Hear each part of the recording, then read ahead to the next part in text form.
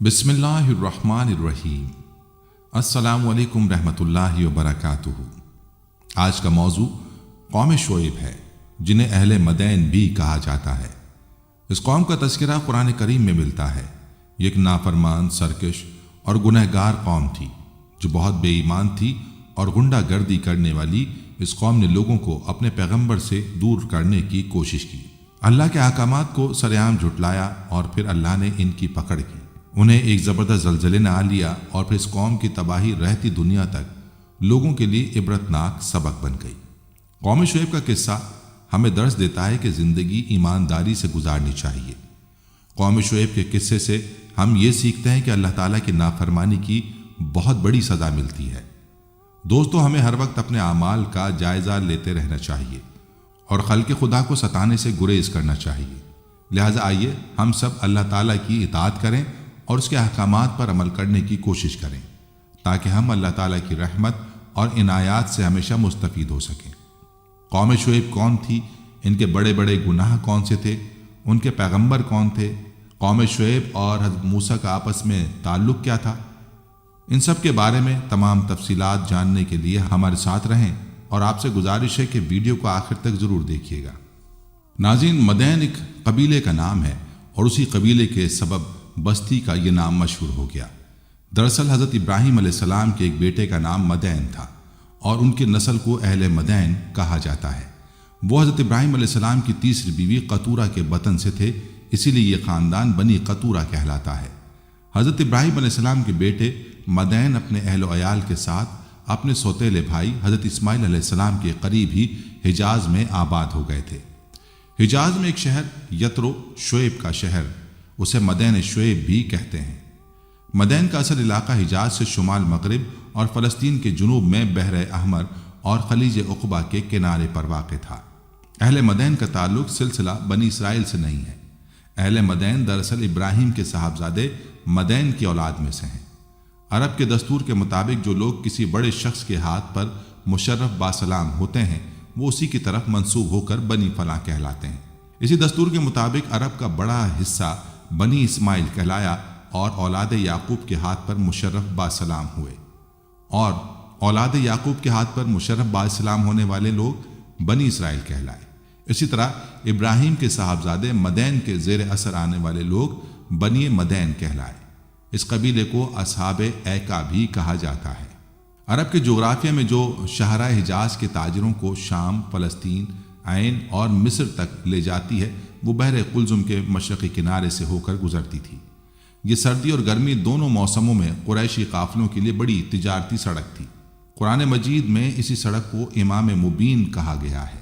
हज़रत शुएब भी इसी कबीले से ताल्लुक़ रखते थे। हज़रत शुएब अलैहिस्सलाम तीसरे अरब नबी हैं जिनका इसमें गिरामी कुरान करीम में बयान हुआ है और ये अरब अंबिया में थे।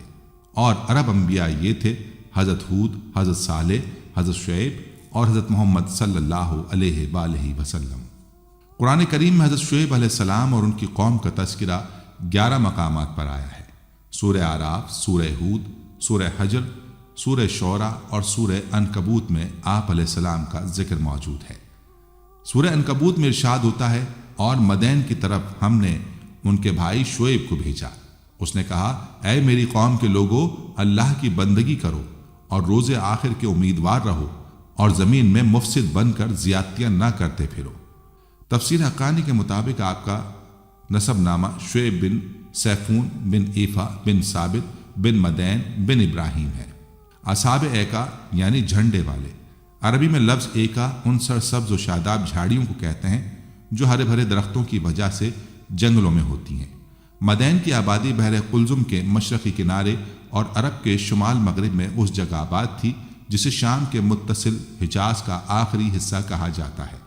नहरों और आबशारों की कसरत ने इस इलाके को इस कदर सरसब्ज़ व शादाब बना दिया था और वहाँ मेवेदार दरख्तों और बेलों और फूलों के इस कदर बागात थे कि अगर कोई आदमी बाहर से देखे तो एक झुंड नज़र आता था।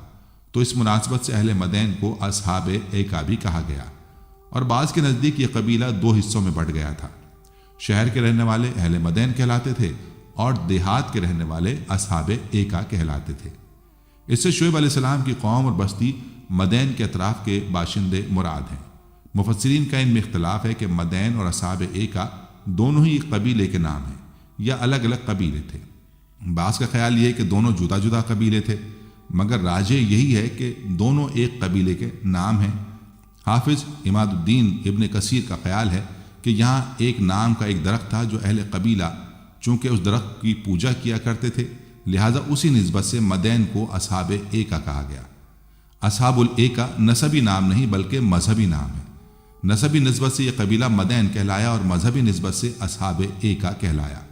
اصحاب الایکا سے مراد حضرت شعیب علیہ السلام کی قوم ہے۔ وہ جنگلوں، باغوں اور پھلدار درختوں کے مالک لوگ ہوتے تھے، اور الایکا سے مراد الغیزہ ہے اور اس سے مراد درختوں کا جھنڈ ہے اور جمع الایک ہے۔ روایت یہ ہے کہ ان کے درخت کھجور کے درخت کے مشابہ تھے اور وہ گوگل کے درخت تھے، اور کہا گیا ہے کہ الایکا یہ بستی کا نام ہے، اور یہ بھی کہا گیا ہے کہ یہ شہر کا نام ہے۔ اور ابو عبیدہ نے کہا کہ الایکا اور لیکا ان کا شہر ہے، جیسے کہ مکہ سے بکہ۔ ناظرین، قوم عاد سمود کی طرح قوم مدین بھی بت پرستی میں مبتلا تھی، اور اس جرم کے ساتھ ساتھ خرید و فروخت اور ناپ تول میں بھی یہ لوگ گڑبڑ کرتے تھے۔ معاملات میں کھوٹ، ڈاکہ زنی اور مال کی فراوانی نے ان لوگوں کو اس قدر مغرور اور متکبر بنا دیا تھا کہ وہ ان کاموں کو اپنی ذاتی میراث اور خاندانی ہنر سمجھ بیٹھے تھے۔ دنیا میں جتنے بھی انبیاء کرام مبعوث فرمائے گئے، ان کی دعوت کا مشترکہ مقصد حقوق کی بأحسن طریقے سے ادائیگی کی تعلیم عام کرنا تھا۔ ایک حقوق اللہ یعنی اللہ کی عبادت اور اس کی ہدایت پر عمل، اور دوسرا حقوق العباد جس کا تعلق انسانوں سے ہے۔ دنیا میں قوم لوط کے بعد قوم شعیب وہ قوم تھی جو دونوں حقوق پامال کر رہی تھی۔ ایک طرف تو وہ اللہ اور اس کے رسول صلی اللہ علیہ وسلم پر ایمان نہ لا کر حقوق اللہ کی خلاف ورزی کر رہی تھی، تو دوسری طرف ناپ تول میں کمی، لوٹ مار، رہزنی، ڈرانا دھمکانا، زمین پر فساد جیسے گھناؤنے جرائم کی مرتکب ہو کر حقوق العباد کی دھجیاں بکھیر رہی تھی۔ قرآن کریم میں قوم شعیب کے 3 طرح کے عیوب کا تذکرہ ملتا ہے۔ ایک، وہ لوگ کفر و شرک میں مبتلا تھے اور درختوں کی پوجا کرتے تھے۔ نمبر 2، بیوپار میں بے ایمانی اور ناپ تول میں کمی کرتے تھے۔ تیسرے، راستوں میں بیٹھ کر لوٹ مار کرتے، لوگوں کے اموال چھینتے اور غنڈہ ٹیکس وصول کرتے۔ بلکہ اگر یہ کہا جائے کہ دنیا میں غنڈہ ٹیکس کی بنیاد قوم شعیب نے ہی رکھی تو بے جا نہ ہوگا۔ اس قوم کی ہدایت کے لیے اللہ تعالیٰ نے خاتم الانبیاء حضرت شعیب علیہ السلام کو منتخب فرمایا۔ آپ نے ان لوگوں کو شرک سے بیزاری اور خدا کی توحید کا درس دیا اور رشد و ہدایت کی تعلیم دیتے ہوئے اللہ تعالیٰ کی طرف بلایا۔ پچھلی قوموں کی طرح قوم شعیب میں بھی مشرکانہ رسم و عقائد کا دورہ تھا۔ حضرت شعیب علیہ السلام نے پہلے انہیں توحید کی دعوت دی، پھر ان کی حرکتوں پر انہیں متنبہ کیا۔ سورہ اعراف میں آتا ہے، اے میری قوم، اللہ ہی کی عبادت کرو، اس کے سوا کوئی تمہارا معبود نہیں۔ تمہارے پاس تمہارے پروردگار کی طرف سے نشانی آ چکی ہے، تو تم ناپ تول پوری طرح کیا کرو اور لوگوں کو چیزیں کم نہ دیا کرو، اور زمین میں اصلاح کے بعد خرابی نہ کرو۔ اگر تم صاحب ایمان ہو تو سمجھ لو کہ یہ بات تمہارے حق میں بہتر ہے، اور ہر راستے پر مت بیٹھا کرو۔ جو شخص اللہ پر ایمان لاتا ہے اسے تم ڈراتے اور راہ حق سے روکتے ہو، اور اس میں کبھی عیب ڈھونڈتے ہو۔ اور یاد کرو جب کہ تم بہت تھوڑے تھے، پھر اللہ نے تم کو کثیر کر دیا، اور دیکھو کیا ہوا انجام فساد کرنے والوں کا۔ حضرت شعیب علیہ السلام کی خاص بات یہ تھی کہ اللہ تعالیٰ نے ان کو قادر الکلامی کی خصوصی صلاحیت سے نوازا تھا، اور اسی وجہ سے حضور اکرم صلی اللہ علیہ وسلم نے ان کو خطیب الانبیاء کے لقب سے بھی نوازا تھا۔ حضرت شعیب علیہ السلام اپنے تمام اوقات اپنی قوم کو دعوت حق دینے میں گزارتے تھے، اور ان کو وحدانیت کی دعوت دیتے رہتے، اور تجارت و خرید و فروخت کے دوران ناپ تول میں انصاف نہ برتنے پر اللہ کے عذاب سے بھی ڈراتے تھے۔ تو اہل مدین کہتے ہیں کہ شعیب، تم کو تو معلوم ہونا چاہیے کہ ہمارا مال خواہ ہم اس کو زیادہ میں بیچیں یا اس کو گھٹا کر فروخت کریں، تم کو ہمارے ناپ تول سے کیا کام۔ دوستو، ابن ابی حاتم میں ہے کہ ہلال بن طلق نے ایک مرتبہ سیدنا عبداللہ بن عمر رضی اللہ عنہما سے کہا کہ مکہ مدینے والے بہت ہی عمدہ ناپ تول رکھتے ہیں۔ آپ نے فرمایا، وہ کیوں نہ رکھتے جبکہ اللہ تعالیٰ کا فرمان ہے۔ قرآن کریم نے ناپ تول کو درست کرنے کا حکم اس آیت میں بھی دیا ہے، یعنی جب ناپو تو ناپ پورا کرو اور وزن سیدھے ترازو سے تول کر دیا کرو۔ اور سورہ انعام میں حکم ہے کہ ناپ تول انصاف کے ساتھ برابر کر دیا کرو، ہم کسی کو اس کی طاقت سے زیادہ تکلیف نہیں دیتے۔ اور سورہ رحمان میں فرما دیا، یعنی ناپ تول قائم رکھو اور میزان کو گھٹاؤ نہیں۔ شعیب علیہ السلام کی قوم کی ایسی بدعت کی وجہ سے اللہ تعالیٰ نے غارت و برباد کر دیا۔ یہاں بھی اللہ تعالیٰ ڈرا رہا ہے کہ لوگوں کے حق مارنے والے کیا قیامت کے دن سے نہیں ڈرتے، جس دن یہ اس ذات پاک کے سامنے کھڑے ہو جائیں گے جس پر نہ کوئی پوشیدہ بات پوشیدہ ہے نہ ظاہر، اور وہ دن بھی نہایت ہولناک و خطرناک ہوگا، بڑی گھبراہٹ اور پریشانی والا دن ہوگا۔ اس دن یہ نقصان رساں لوگ جہنم کی بھڑکتی ہوئی اس آگ میں داخل ہوں گے۔ وہ جگہ بھی نہایت تنگ و تاریک ہوگی اور میدان آفات و بلیات سے پر ہوگا، اور وہ مصائب نازل ہو رہے ہوں گے کہ دل پریشان ہوں گے، حواس بگڑے ہوئے ہوں گے، ہوش جاتا رہے گا۔ صحیح حدیث میں ہے کہ آدھے آدھے کانوں تک پسینہ پہنچ گیا ہوگا۔ مسند احمد کی حدیث میں ہے، اس دن رحمان عز و جل کی عظمت کے سامنے سب کھڑے کپ کپ آ رہے ہوں گے۔ مسند احمد۔ اور حدیث میں ہے کہ قیامت کے دن بندوں سے سورج اس قدر قریب ہو جائے گا کہ 1 یا 2 نیزے کے برابر اونچا ہوگا اور سخت تیز ہوگا۔ ہر شخص اپنے اپنے اعمال کے مطابق اپنے پسینے میں غرق ہوگا۔ بعض کی ایڑیوں تک پسینہ ہوگا، بعض کے گھٹنوں تک، بعض کی کمر تک، تو بعض کو ان کا پسینہ لگام بنایا ہوا ہوگا۔ صحیح مسلم۔ اور حدیث میں ہے کہ دھوپ اس قدر تیز ہوگی کہ کھوپڑی بننا اٹھے گی، اور اس طرح اس میں جوش اٹھنے لگے گا جس طرح ہنڈیاں میں ابال آتا ہے۔ مسند احمد۔ اور روایت میں ہے کہ نبی کریم صلی اللہ علیہ وسلم نے اپنے منہ پر اپنی انگلی رکھ کر بتایا کہ اس طرح پسینے کے لگام چڑھی ہوگی۔ پھر آپ نے ہاتھ سے اشارہ کر کے بتایا کہ بعض بالکل ڈوبے ہوئے ہوں گے۔ اور حدیث میں ہے کہ 70 سال بغیر بولے چالے کھڑے رہیں گے۔ یہ بھی کہا گیا کہ 300 سال تک کھڑے رہیں گے، اور یہ بھی کہا گیا کہ 40,000 سال تک کھڑے رہیں گے اور 10,000 سال میں فیصلہ کیا جائے گا۔ صحیح مسلم میں سیدنا ابو ہریرہ رضی اللہ عنہ سے مرفوعاً مروی ہے کہ اس دن جس کی مقدار 50,000 سال ہوگی۔ ابی حاتم کی حدیث میں ہے کہ رسول اللہ صلی اللہ علیہ وسلم نے بشیر غفاری رضی اللہ عنہ سے فرمایا، تو کیا کرے گا جس دن لوگ اللہ رب العالمین کے سامنے 300 سال تک کھڑے رہیں گے، نہ تو کوئی خبر آسمان سے آئے گی نہ کوئی حکم کیا جائے گا۔ بشیر رضی اللہ عنہ کہنے لگے، اللہ ہی مددگار ہے۔ آپ صلی اللہ علیہ وسلم نے فرمایا، سنو، جب بستر پر جاؤ تو اللہ تعالیٰ سے قیامت کے دن کی تکلیفوں اور حساب کی برائی سے پناہ مانگ لیا کرو۔ سنن نبی داؤد میں ہے کہ رسول اللہ صلی اللہ علیہ وسلم قیامت کے دن کھڑے ہونے کی جگہ کی تنگی سے پناہ مانگا کرتے تھے۔ سیدنا ابن مسعود رضی اللہ عنہ سے روایت ہے کہ 40 سال تک لوگ اونچا سر کیے کھڑے رہیں گے، کوئی بولے گا نہیں، نیک و بد کو پسینے کی لگامیں چڑھی ہوئی ہوں گی۔ سیدنا ابن عمر رضی اللہ عنہ فرماتے ہیں کہ 100 سال تک کھڑے رہیں گے۔ ابن جریر۔ حضرت شعیب علیہ السلام نے لوگوں کو ہر طرح سے سمجھانے کی کوشش کی، مگر اس بدبخت قوم پر کوئی اثر نہیں ہوا، اور اپنے گزشتہ تباہ شدہ بھائیوں کی طرح انہوں نے بھی اللہ کے نبی پر اعتراض کرنے شروع کر دیے کہ کیا آپ کو آپ کی نماز یہ کہتی ہے کہ ہم اپنے باپ دادا کا دین چھوڑ دیں اور اپنے مال اپنی مرضی سے خرچ نہ کریں؟ جیسا کہ ارشاد ہوتا ہے، قوم نے کہا، اے شعیب، کیا تمہاری نمازیں تمہیں یہ حکم دیتی ہیں کہ ہم اپنے باپ دادا کے خداؤں کو چھوڑ دیں یا اپنے مال میں اپنی مرضی کے مطابق عمل نہ کریں؟ واہ بھائی، تم تو بڑے عقل مند نیک چلن ہو۔ حضرت شعیب علیہ السلام نے مدین والوں کو 2 باتوں کا حکم دیا۔ پہلی کہ اللہ تعالیٰ کی وحدانیت کا اقرار کریں اور اللہ عز و جل کے علاوہ کسی اور کی عبادت نہ کریں، اور دوسری ناپ تول میں کمی نہ کریں۔ قوم نے ان دونوں باتوں کا جو جواب حضرت شعیب علیہ السلام کو دیا اس کا ذکر اس آیت میں ہے۔ پہلی بات کا انہوں نے یہ جواب دیا کہ ہم ان خداؤں کی عبادت کرنا چھوڑ دیں جن کی ہمارے باپ دادا عبادت کرتے رہے۔ مدین والوں کے اس جواب سے یہ ظاہر ہوا کہ ان کے پاس بت پرستی کرنے پر دلیل اپنے آباء و اجداد کی اندھی تقلید تھی۔ اسی لیے جب حضرت شعیب علیہ السلام نے انہیں بت پرستی چھوڑنے کا حکم دیا تو انہیں بہت عجیب لگا، اور کہنے لگے کہ بتوں کی پوجا کرنے کے جس طریقے کو ہمارے پچھلے لوگوں نے اپنایا ہے، ہم اسے کیسے چھوڑ دیں؟ دوسری بات کا مدین والوں نے یہ جواب دیا، ہم اپنے مال میں اپنی مرضی کے مطابق عمل نہ کریں۔ ان کی اس بات کا مطلب یہ تھا کہ ہم اپنے مال میں پورا اختیار رکھتے ہیں، چاہے کم ناپیں چاہے کم تولیں۔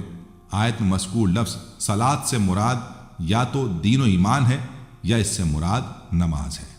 مدین والے اپنے گمان میں حضرت شعیب علیہ السلام کو بے وقوف اور جاہل سمجھتے تھے، اس لیے طنز کے طور پر انہوں نے حضرت شعیب علیہ السلام سے کہا کہ تم تو بڑے عقل مند اور نیک چلن ہو۔ یہ جملہ ایسے ہی ہے جیسے کوئی کنجوس آدمی کو آتے دیکھ کر کہے جناب حاتم تائج تشریف لا رہے ہیں۔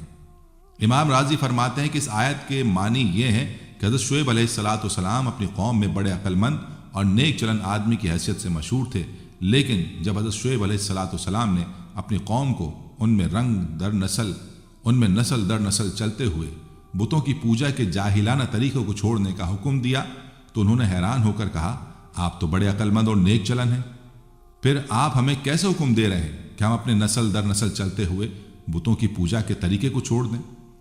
ناظرین، حضرت شعیب علیہ السلام پر چند کمزور آدمی ایمان لائے اور مالدار افراد اور قوم کے بدماشوں کا یہ طریقہ کار تھا کہ جو لوگ شعیب علیہ السلام کی خدمت میں دین سمجھنے اور قبول کرنے کی غرض سے آتے ان کو راستے میں روک کر ڈراتے، دھمکاتے اور مسلمانوں کے روبرو جاہلانہ شکوک و شبہات پیش کرتے اور دین حق میں ٹیڑھی باتیں نکالنے کی کوشش کرتے۔ آپ نے ان کو بھی روکا، لیکن باطن لوگ بجائے اس کے کہ اللہ تعالیٰ کی بات سنتے اور اپنے لیے اللہ کے نبی کو ایک رحمت سمجھتے اور شعیب پر ایمان لاتے، الٹا وہ یہ سمجھ بیٹھے کہ شعیب بھی ہماری ملت میں شامل تھا اور ہم سے کٹ کر الگ ہو گیا ہے، اور ساتھ ساتھ انہوں نے ان لوگوں کی واپسی کا مطالبہ بھی کیا جو باقی کفر چھوڑ کر مسلمان ہو چکے تھے۔ انہوں نے شعیب علیہ السلام کو دھمکی دی کہ یا تو دین میں شامل ہو جاؤ ورنہ ہماری بستی سے نکل جاؤ، اور شعیب سے کہنے لگے کہ اگر تیرا اتنا بڑا قبیلہ نہ ہوتا تو ہم دیکھتے کہ تو کس طرح ہمیں اس دین سے ہٹاتا، ہم تجھے سنسار کر دیتے۔ حضرت شعیب علیہ السلام نے ان کو جواب دیا کہ میرا قبیلہ اللہ سے بھی تم کو زیادہ عزیز ہے اور خدا کو تم نے بھلا کر پس پش ڈال دیا ہے، یقیناً جو تم عمل کرتے ہو وہ سب میرے رب کے احاطہ علم میں ہے۔ حضرت شعیب نے گزشتہ تباہ شدہ قوموں کا حوالہ دیتے ہوئے ان کو فرمایا کہ ان لوگوں نے بھی اللہ کے انبیاء کی مخالفت کی تھی اور اپنی ضد پر ڈٹے رہے، اللہ نے ان سے انتقام لیا اور ان تمام کو کیفر کردار تک پہنچایا۔ کہیں ایسا نہ ہو کہ میری مخالفت کی وجہ سے تم کو بھی کوئی ناگہانی آفت گھیرے، اس لیے اب بھی وقت ہے کہ سمجھ جاؤ اور نبی کی مخالفت سے اللہ کا عذاب نہ خریدو۔ سورہ ہود میں ارشاد ہوتا ہے، اور اے میری قوم تمہیں میری ضد یہ نہ کموا دے، برا کام کروا دے، تم پر پڑے جو پڑھا تھا نوح کی قوم یا ہود کی قوم یا صالح کی قوم پر۔ اے میری قوم تمہیں میری ضد یہ نہ کموا دے، برا کام کروا دے کہ تم پر پڑے جو پڑھا تھا نوح کی قوم یا ہود کی قوم یا صالح کی قوم پر، اور لوط کی قوم تو کچھ تم سے دور نہیں۔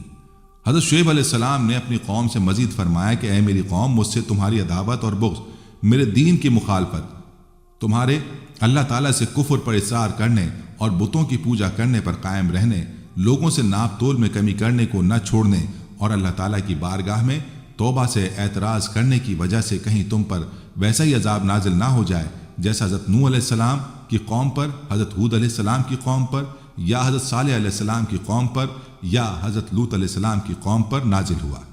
اور حضرت لوط علیہ السلام کی قوم کا زمانہ دوسروں کی بنسبت تم سے زیادہ قریب ہے، لہٰذا ان کے حالات سے عبرت حاصل کرو اور اس بات سے ڈرو کہ کہیں میری مخالفت کی وجہ سے تم بھی اس طرح کے عذاب میں مبتلا نہ ہو جاؤ جس میں وہ لوگ مبتلا ہوئے۔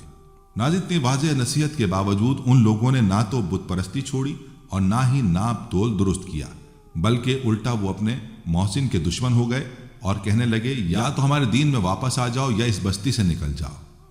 اس کے ساتھ ہی ان کی قوم کے وہ سردار جو کافر تھے وہ قوم کے لوگوں سے کہنے لگے اگر تم شعیب کے پیچھے چلے تو یاد رکھو اس صورت میں تمہیں سخت نقصان اٹھانا پڑے گا۔ حضرت شعیب علیہ السلام نے دیکھا کہ اب ان سے کوئی امید نہیں اور ان کو میں ہر طرح سے سمجھا چکا تو آخری فیصلہ سنا دیا کہ اے میری قوم تم اپنی حالت پر عمل کرتے رہو اور میں اپنی حالت پر عمل کر رہا ہوں، تھوڑے دنوں میں معلوم ہو جائے گا کہ کس پر رسوا کن عذاب آتا ہے اور کون جھوٹا ہے اور کون سچا۔ قوم کے متکبر سرداروں کی جارحانہ گفتگو کے بعد حضرت شعیب علیہ السلام کو اس بات کا اندازہ ہو گیا تھا کہ ان کے دلوں پر مہر لگ چکی ہے اور ان پر کسی بات کا کوئی اثر نہیں ہوگا، لہٰذا انہوں نے اپنے رب سے دعا کی، اے پروردگار ہم میں اور ہماری قوم میں انصاف کے ساتھ فیصلہ کر دے، اور آپ سب سے اچھا فیصلہ کرنے والے ہیں۔ سورہ اعراف آیت 89۔ در حقیقت ان الفاظ کے ساتھ حضرت شعیب نے اپنی قوم میں سے جو کفار تھے ان کو ہلاکت کی دعا کی تھی، جسے اللہ تعالیٰ نے قبول فرما لیا۔ قوم شعیب 3 طرح کے عیوب میں مبتلا تھی اور اللہ تعالیٰ نے اسے 3 طرح کے عذاب سے نیست و نابود کیا۔ قرآن کریم میں 3 طرح کے عذاب کا تذکرہ ہے۔ ان لوگوں پر 3 طرح کے عذاب آئے تھے: صحیح یعنی چیخ کا عذاب، رجفہ یعنی زلزلے کا عذاب، یوم الذلت یعنی سائبان والے دن کا عذاب۔ سورہ اعراف میں ہے کہ ان کو بھونچال نے آ پکڑا اور وہ اپنے گھروں میں اوندھے پڑے رہ گئے۔ سورہ عنکبوت میں اللہ تعالیٰ نے فرمایا کہ انہوں نے شعیب کو جھوٹا سمجھا، سو ان کو زلزلے نے آ پکڑا اور وہ اپنے گھروں میں اوندھے پڑے رہ گئے۔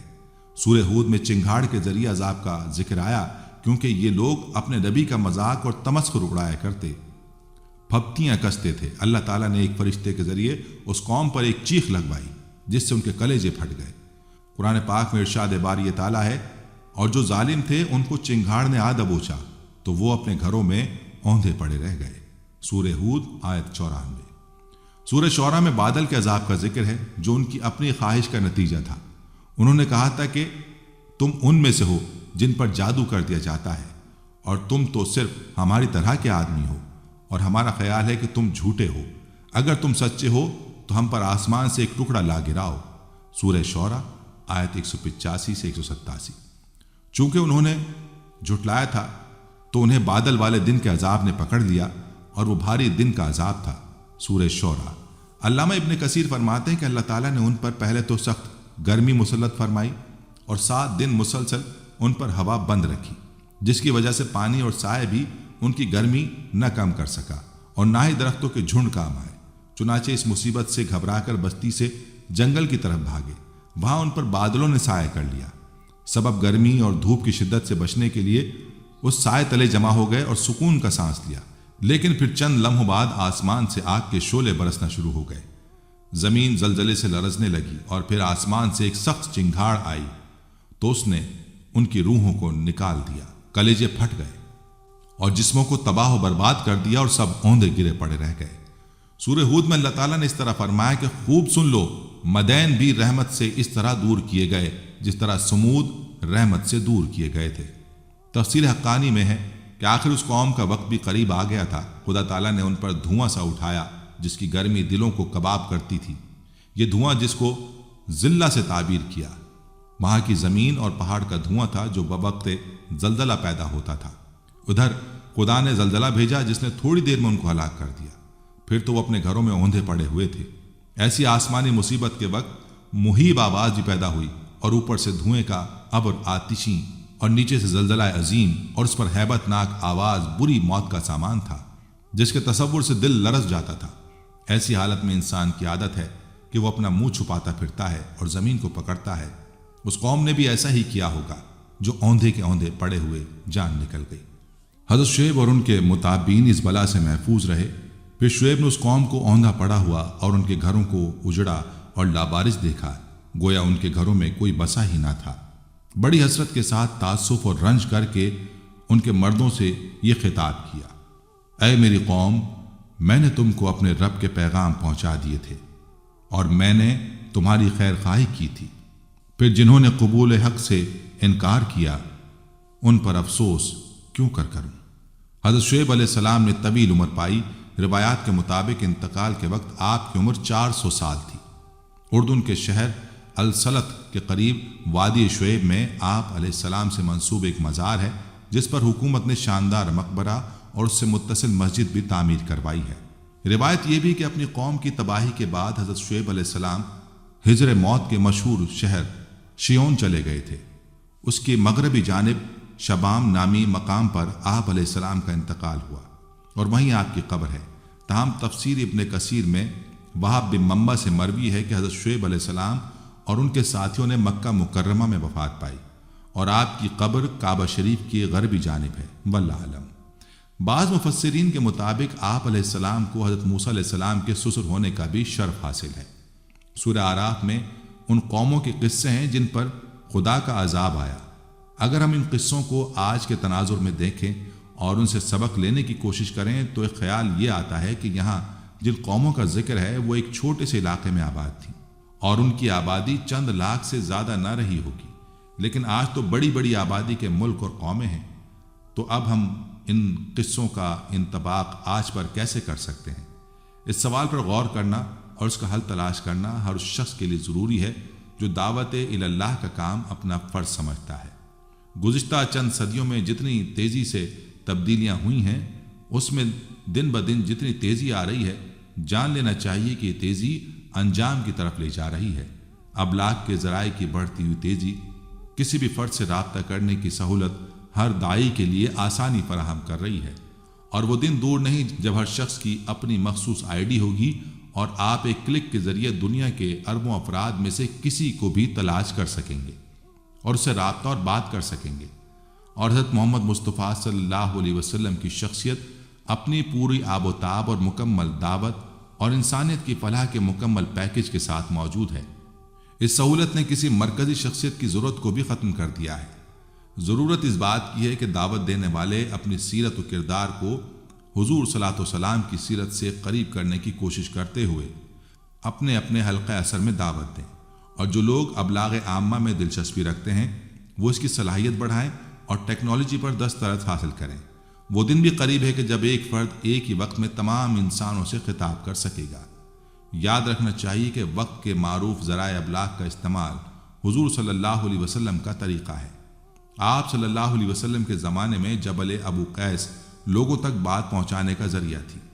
ایک برہنہ قاصد اپنے اونٹ کو زخمی کر کے چیخ چلا کر لوگوں کو اپنی طرف متوجہ کرتا تھا۔ آپ صلی اللہ علیہ وسلم نے بھی اس پہاڑی پر کھڑے ہو کر لوگوں کو بلایا، بس انداز اپنا تھا۔ تو اب ہر ایک کو موقع ملنے والا ہے۔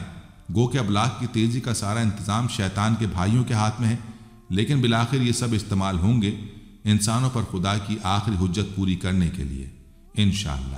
سورہ اعراف کی آیت 94 تا 96 میں ارشاد ہوا، کبھی ایسا نہیں ہوا کہ ہم نے کسی بستی میں نبی بھیجا ہو اور اس بستی کے لوگوں کو پہلے تنگی اور سختی میں مبتلا نہ کیا ہو، اس خیال سے کہ شاید وہ عاجزی پر اتر آئیں۔ پھر ہم نے ان کی بدحالی کو خوشحالی سے بدل دیا، یہاں تک کہ وہ خوب پھلے پھولے اور کہنے لگے ہمارے اسلاف پر بھی اچھے اور برے دن آتے ہی رہے ہیں۔ آخر کار ہم نے انہیں اچانک پکڑ لیا اور انہیں خبر تک نہ ہوئی۔ اگر بستیوں کے لوگ ایمان لاتے اور تقوی کی روش اختیار کرتے تو ہم ان پر آسمان اور زمین سے برکتوں کے دروازے کھول دیتے، مگر انہوں نے تو جھٹلایا، لہٰذا ہم نے اس بری کمائی کے حساب میں انہیں پکڑ لیا وہ جو سمیٹ رہے تھے۔ قوم نوح، عاد و سمود، قوم لوط اور اصحاب مدین کے طرز فکر و عمل اور برے انجام کے تذکرے کے بعد وہ اصول بتایا جا رہا ہے جو ہر زمانے میں اللہ تعالیٰ کے انبیاء علیہ السلام کی بعثت کے موقع پر اختیار فرمایا ہے، اور وہ یہ کہ جب کسی قوم میں کوئی نبی بھیجا گیا تو پہلے اس قوم کو مصائب اور آفات میں مبتلا کیا گیا تاکہ اس کا دل نرم پڑے، اس کی شیخی اور تکبر سے اکڑی ہوئی گردن ڈھیلی ہو، اپنی طاقت کا غرور اور دولت کا نشہ اتر جائے، اپنے ذرائع اور وسائل اور اپنی قوموں اور اپنی قوتوں اور قابلیتوں پر اس کا اعتماد ٹوٹ جائے، اسے محسوس ہو کہ اوپر کوئی اور طاقت بھی ہے جس کے ہاتھ میں اس کی قسمت کی ڈور ہے، اور اس طرح اس کے کان نصیحت کے لیے کھل جائیں اور وہ اپنے خدا کے سامنے عاجزی کے ساتھ جھک جانے پر آمادہ ہو جائے۔ لیکن جب سختی اور تنگی میں اس کا دل قبول حق کی طرف مائل نہیں ہوتا تو اس کو خوشحالی کے فطرے میں مبتلا کر دیا جاتا ہے، اور یہاں سے اس کی بربادی کی ابتدا ہوتی ہے۔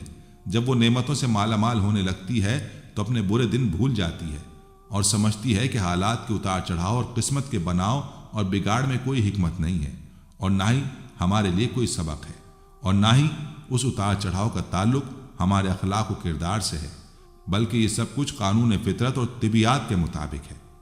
ان کی وجہ سے کوئی اخلاقی سبق لینا، ایک دوسرے کو نصیحت کرنا یا کسی کی نصیحت کو قبول کرنا اور خدا کے سامنے آہوزاری کرنا اور گڑ گڑانا صرف ایک نفسیاتی بیماری اور کمزوری ہے جو مصیبتوں کے پڑنے پر کچھ لوگوں کی ہو جاتی ہے۔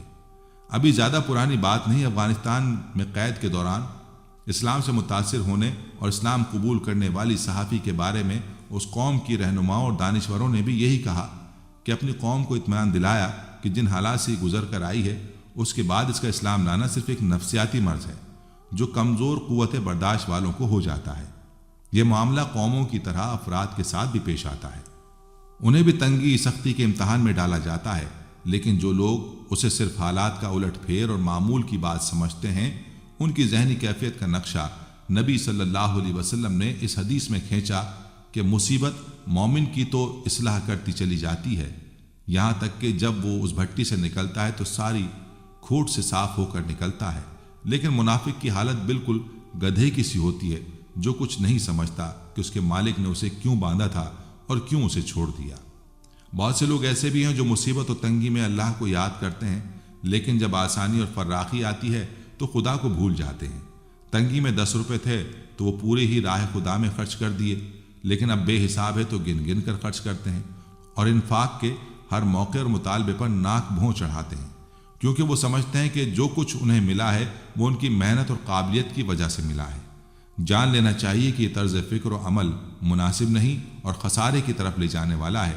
یہاں یہ بات اور جان لینی چاہیے کہ ان آیات میں اللہ تعالیٰ نے اپنے جس ضابطے کا ذکر فرمایا ہے، ٹھیک یہی ضابطہ نبی صلی اللہ علیہ وسلم کی بعثت کے موقع پر بھی بڑھتا گیا، اور شامت زدہ قوموں کے جس طرز عمل کی طرف اشارہ فرمایا گیا ہے، ٹھیک وہی طرز عمل سورہ اعراف کے نزول کے زمانے میں قریش والوں سے بھی ظاہر ہو رہا تھا۔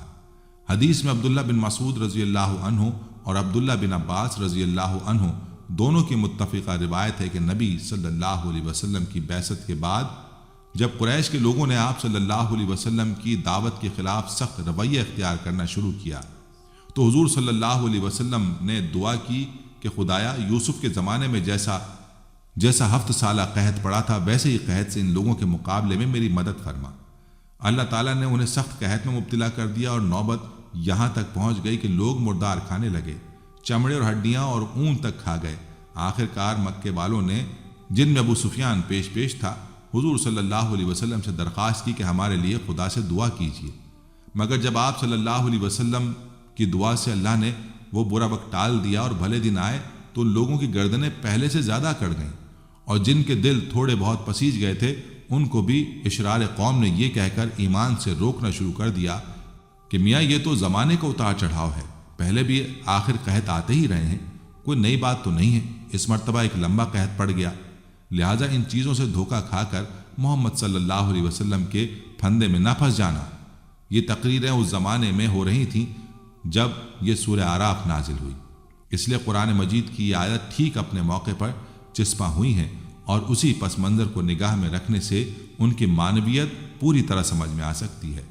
آیت 99 تا 97 میں ارشاد ہوا، پھر کیا بستیوں کے لوگ اب اس سے بے خوف ہو گئے ہیں کہ ہماری گرفت کبھی اچانک ان پر رات کے وقت نہ آ جائے گی جبکہ وہ سوتے پڑے ہوں، یا انہیں اطمینان ہو گیا ہے کہ ہمارا مضبوط ہاتھ کبھی یکایک ان پر دن کے وقت نہ پڑے گا جبکہ وہ کھیل رہے ہوں گے۔ کیا یہ لوگ اللہ کی چال سے بے خوف ہیں؟ حالانکہ اللہ کی چال سے وہی قوم بے خوف ہوتی ہے جو تباہ ہونے والی ہو۔ اللہ تعالیٰ نے انسان کو ارادے اور عمل کی جو آزادی بخشی ہے اس کے لیے ایک دورانیہ مقرر کیا ہے جسے عمر کہا جاتا ہے۔ اس دوران میں اسے اپنی طرف رجوع کرنے کے لیے خوشی اور غم کی صورت میں ریمائنڈرز دیے جاتے ہیں، لیکن اگر وہ ان سے غفلت برتتا ہے اور رجوع نہیں کرتا تو وقت مکمل ہوتے ہی سانس کی ڈور ٹوٹ جاتی ہے، جبکہ انسان یہی سمجھتا ہے کہ سب اچھا جا رہا ہے۔ یہی اللہ کی چال ہے جس سے غفلت کی وجہ سے انسان بے خوف ہو جاتا ہے۔ 100 تا 102 میں ارشاد ہوا، اور کیا ان لوگوں کو جو سابق اہل زمین کے بعد زمین کے وارث ہوتے ہیں اس امر باقی نے کچھ سبق نہیں دیا کہ اگر ہم چاہیں تو ان کے قصوروں پر انہیں پکڑ سکتے ہیں، مگر وہ سبق آموز حقائق سے تغافل برتتے رہے اور ہم ان کے دلوں پر مہر لگا دیتے ہیں، پھر وہ کچھ نہیں سنتے۔ یہ قومیں جن کے قصے ہم تمہیں سنا رہے ہیں تمہارے سامنے مثال میں موجود ہیں، ان کے رسول ان کے پاس کھلی کھلی نشانیاں لے کر آئے، مگر جس چیز کو وہ ایک دفعہ جھٹلا چکے تھے پھر اسے وہ ماننے والے نہ تھے۔ دیکھو اس طرح ہم منکرین حق کے دلوں پر مہر لگا دیتے ہیں، ہم نے ان میں سے اکثر میں کوئی پاس عہد نہ پایا بلکہ اکثر کو فاسق ہی پایا۔ یہ ایک تاریخی حقیقت ہے، تاریخ سے کوئی سبق نہیں لیتا۔ حالانکہ ہر گرنے والی قوم کے زوال کی وجوہات سامنے ہوتی ہیں، اور ابھرنے والی قوم اگر عقل سے کام لے تو جان سکتی ہے کہ کچھ عرصہ پہلے جو لوگ اسی جگہ عروج پر تھے انہیں فکر و عمل کی کن غلطیوں نے برباد کیا، اور یہ بھی سوچ سکتی ہے کہ جس خدا نے انہیں ان کی غلطیوں پر پکڑا تھا وہ آج کہیں چلا تو نہیں گیا ہے، نہ کسی نے اس سے یہ قدرت چھین لی ہے کہ آج عروج پانے والے اگر وہی غلطیاں کریں جو گزرے ہوئے لوگ کر رہے تھے تو وہ ان سے بھی زمین کو پاک کر دے۔ اور ہوتا یہ ہے کہ جب وہ تاریخ سے سبق نہیں لیتے اور اپنے آپ کو خواب غفلت میں ڈالتے ہیں تو پھر خدا کی طرف سے بھی انہیں سوچنے سمجھنے کی اور کسی کو نصیحت کرنے کی توفیق نہیں ملتی۔ خدا کا قانون فطرت یہی ہے کہ جو اپنی آنکھیں بند کر لیتا ہے چمکتے سورج کی روشنی سے محروم ہی رہتا ہے، اور جو خود نہیں سننا چاہتا اسے پھر کوئی کچھ نہیں سنا سکتا۔ وجہ اس کی یہ بتلائی گئی ہے کہ یہ عہد کی پابندی نہیں کرتے تھے۔ یہ عہد کیا ہے؟ سب سے پہلا عہد جو انسان کو وفا کرنا چاہیے وہ اس کا خدا سے ہے، جس نے اسے وجود بخشا اور اس کے زندہ رہنے کا انتظام کیا۔ دوسرا عہد انسانی معاشرے سے ہے، جس نے اسے پیدا ہونے کے بعد پروان چڑھایا اور استحکام بخشا۔ تیسرا عہد وہ ہے جو ہر شخص مصیبت اور پریشانی کے لمحوں میں یا جب اس پر اچھے جذبات کا غلبہ ہو اپنے خدا سے کرتا ہے۔ یاد رکھیں، جو انسان اپنے خالق سے وفادار نہیں، اس سے کیے ہوئے عہد کو پورا نہیں کرتا، پھر وہ کسی سے بھی نہ وفا کرے گا نہ کوئی عہد پورا کرے گا۔ اگر آپ اسے عہد کا پابند دیکھتے ہیں تو جان لیں کہ وہ اسی وقت تک کی پابندی کرے گا جب تک اس کا اپنا فائدہ ہو۔ جہاں نقصان کا امکان بھی ہوا وہ دغا دے جائے گا۔ اللہ سبحانہ تعالی ہم سب کو اپنے دین کا صحیح فہم بخشے اور اس فہم کے مطابق دین کے سارے تقاضے اور مطالبے پورے کرنے کی توفیق عطا فرمائے۔ وآخر دعوانا ان الحمد للہ رب العالمین۔ ناظرین، قرآن کریم میں جہاں بہت سارے نبیوں کے قصے بیان کیے گئے ہیں، وہیں جلیل القدر نبی حضرت موسیٰ علیہ السلام کا قصہ اس میں سب سے زیادہ مفصل طور پر بیان کیا گیا ہے۔ حضرت موسیٰ علیہ السلام کی زندگی کے مختلف پہلو مختلف مراحل میں قرآن کی مختلف صورتوں میں آئے ہیں۔ ان کی زندگی کا ایک موقع یہ بھی تھا کہ جب آل فرعون نے ان کی جان لینے کا ارادہ کر لیا تھا، لیکن بروقت انہیں اطلاع ہو جاتی ہے اور وہ اپنی جان بچا کر علاقہ مدین کی طرف ہجرت کر جاتے ہیں۔ جب وہ مدین پہنچتے ہیں تو وہاں ایک کنویں کے پاس دو خواتین کو کھڑا ہوا پاتے ہیں جو انتظار کر رہی ہوتی ہیں کہ کنویں پر موجود لوگ اپنے مویشیوں کو پانی پلا کر چلے جائیں۔ حضرت موسیٰ علیہ السلام ان کی مدد کرتے ہیں اور ان جانوروں کو از خود پانی پلا دیتے ہیں۔ سورہ قصص کی آیت نمبر 22 سے 33 میں آتا ہے، مصر سے نکل کر جب موسیٰ نے مدین کا رخ کیا تو اس نے کہا، امید ہے کہ میرا رب مجھے ٹھیک راستے پر ڈال دے گا۔ اور جب وہ مدین کے کنویں پر پہنچا تو اس نے دیکھا کہ بہت سے لوگ اپنے جانوروں کو پانی پلا رہے ہیں اور ان سے الگ ایک طرف دو عورتیں اپنے جانوروں کو روک رہی ہیں۔ موسیٰ نے ان عورتوں سے پوچھا، تمہیں کیا پریشانی ہے؟ انہوں نے کہا، ہم اپنے جانوروں کو پانی نہیں پلا سکتے جب تک یہ چرواہے اپنے جانور نہ نکال لے جائیں، اور ہمارے والد ایک بہت بوڑھے آدمی ہیں۔ یہ سن کر موسیٰ نے ان کے جانوروں کو پانی پلا دیا اور پھر ایک سائے کی جگہ جا بیٹھا اور بولا، پروردگار، جو خیر بھی تم مجھ پر نازل کر دے میں اس کا محتاج ہوں۔ کچھ دیر نہ گزری تھی کہ ان دونوں عورتوں میں سے ایک شرم و حیا کے ساتھ چلتی ہوئی اس کے پاس آئی اور کہنے لگی، میرے والد آپ کو بلا رہے ہیں تاکہ آپ نے ہمارے لیے جانوروں کو جو پلایا ہے اس کا اجر آپ کو دیں۔ موسیٰ جب اس کے پاس پہنچا اور اپنا سارا قصہ سنایا تو اس نے کہا، کچھ خوف نہ کرو، اب تم ظالم لوگوں سے بچ نکلے ہو۔ ان دونوں عورتوں میں سے ایک نے اپنے باپ سے کہا، ابا جان، اس شخص کو نوکر رکھ لیجئے۔ بہترین آدمی جسے آپ ملازم رکھیں وہی ہو سکتا ہے جو مضبوط اور امانت دار ہو۔ اس کے باپ نے موسیٰ سے کہا، میں چاہتا ہوں کہ اپنی ان بیٹیوں میں سے ایک کا نکاح تمہارے ساتھ کر دوں، بشرط یہ کہ تم 8 سال تک میرے ہاں ملازمت کرو، اور اگر 10 سال پورے کر دو تو تمہاری مرضی ہے، میں تم پر سختی نہیں کرنا چاہتا، تم انشاءاللہ مجھے نیک آدمی پاؤ گے۔ موسیٰ نے جواب دیا، یہ بات میرے اور آپ کے درمیان طے ہو گئی، ان دونوں مدتوں میں سے جو بھی میں پوری کر دوں اس کے بعد پھر کوئی زیادتی مجھ پر نہ ہو، اور جو کچھ قول و قرار ہم کر رہے ہیں اللہ اس پر نگہبان ہے۔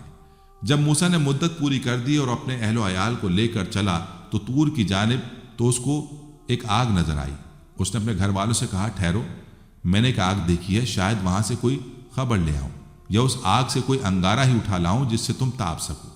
وہاں پہنچا تو وادی کے داہنے کنارے پر مبارک خطے میں ایک درخت سے پکارا گیا، اے موسیٰ، میں ہی اللہ ہوں، سارے جہانوں کا مالک۔ حضرت موسیٰ علیہ السلام نے کوہ طور پر اللہ تعالیٰ کی شان کا مظاہرہ کیا اور اللہ سے اللہ کے دیدار کی خواہش ظاہر کی، جس پر وہ اس کی جلوے کی تجلی کو سہ نہیں پائے اور بے ہوش ہو گئے۔ پھر اللہ کے حکم سے انہوں نے مصر واپسی کا ارادہ کیا اور وہاں فرعون اور اس کے حواریوں کے ساتھ ان کا معرکہ ہوا، باطل پر حق غالب آیا۔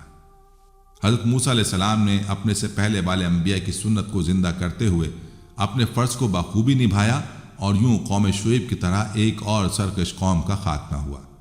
اللہ تعالیٰ سے دعا ہے کہ ہمیں تباہ شدہ قوموں کے حال سے عبرت لینے اور اعمال صالحہ کی توفیق فرمائے۔ آمین ثم آمین۔ ناظرین، یہ تھی ہماری آج کی ویڈیو۔ امید ہے کہ آپ کو ہماری آج کی یہ ویڈیو پسند آئی ہوگی۔ اگر آپ کو ہماری ویڈیو پسند آئی ہے تو اسے لائک کریں اور اپنے پیاروں اور دوستوں کے ساتھ بھی ضرور شیئر کریں۔ کمنٹس میں آپ ہمیں بتائیں کہ آپ اور کن موضوعات پر ویڈیو دیکھنا چاہتے ہیں۔ اس کے ساتھ ساتھ آپ کمنٹس میں ہم سے سوالات بھی پوچھ سکتے ہیں، لیکن یہ سب کرنے سے پہلے ہمارے چینل کو سبسکرائب کر لیں اور بیل کے بٹن کو بھی پریس کر لیں تاکہ ہماری آنے والی مزید معلوماتی ویڈیوز کا نوٹیفیکیشن آپ کو بر وقت مل سکے اور آپ علم کے اس خزانے سے مستفید ہو سکیں۔ اب ملاقات ہوگی آنے والی ویڈیو میں، تب تک کے لیے خدا آپ کا حامی و ناصر ہو۔ فی امان اللہ۔ آخر میں پیارے دوستو، ہم نے ہر ویڈیو کے اختتام پر ایک دعا کا سلسلہ شروع کیا ہوا ہے۔ جو بھی اس دعا میں شامل ہوگا، میرا یہ دعویٰ ہے کہ اللہ کریم اس کی تقدیر کو بدل دے گا۔ پہلے میرے تمام ساتھی، مائیں، بہنیں سب مل کر میرے ساتھ درود شریف پڑھ لیں اور کثرت کے ساتھ کمنٹس میں آمین لکھیں۔ اللہ اس آمین کو لکھنے کی برکت سے آپ کی اور میری تقدیر بدل دے گا۔ درود ابراہیمی پڑھ لیں۔ اللہم صلی علی محمد وعلی آل محمد کما صلیت علی ابراہیم وعلی آل ابراہیم انک حمید مجید۔